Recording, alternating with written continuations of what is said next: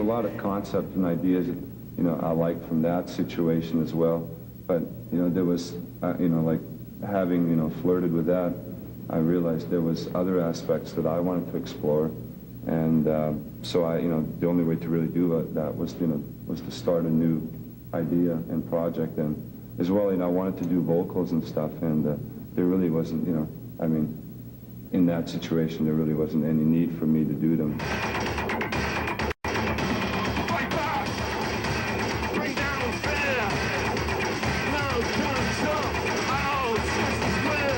Do you find that one of the identifying marks of industrial music, the vocalist, the sort of mutated lyrics and the mutated voice?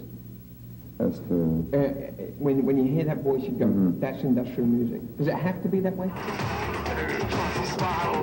Yes and no, you know. I think it just depends what you know, I mean, I think in one sense, it's good because it does give it that identity, you know, like when you hear like hip-hop, it has the beat, you know, you can right away sort of like put it, you know, unfortunately put it into a bracket, right?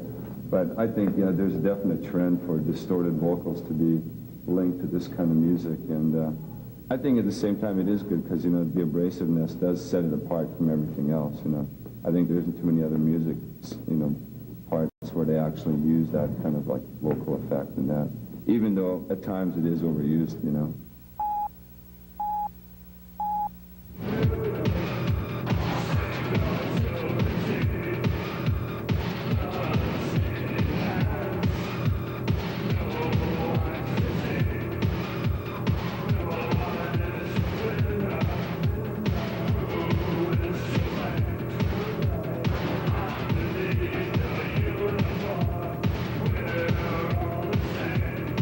I think the average person nowadays is getting kind of tired of the same old rock and roll bit.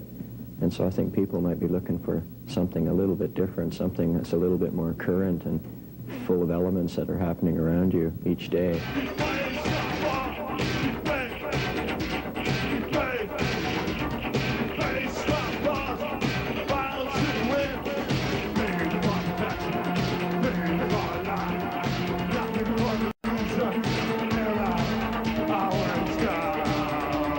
Videos, I think, are, you know, quite important, even though, like, I think with bands like us, they don't really, you know, we don't get a lot of airplay on the video, so, you know, it's, you know, you might see it once or twice on a certain show and then never again, so.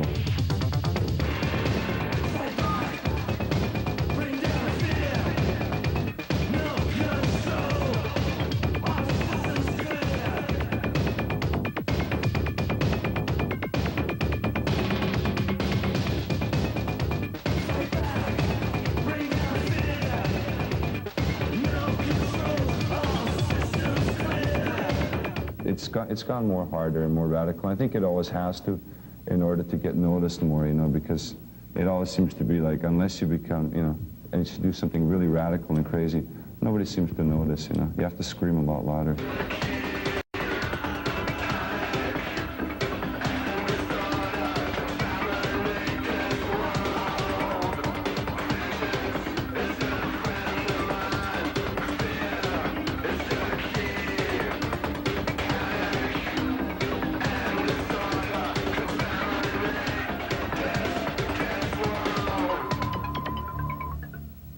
Well, best of luck, guys. Well, thanks. Thank you very much.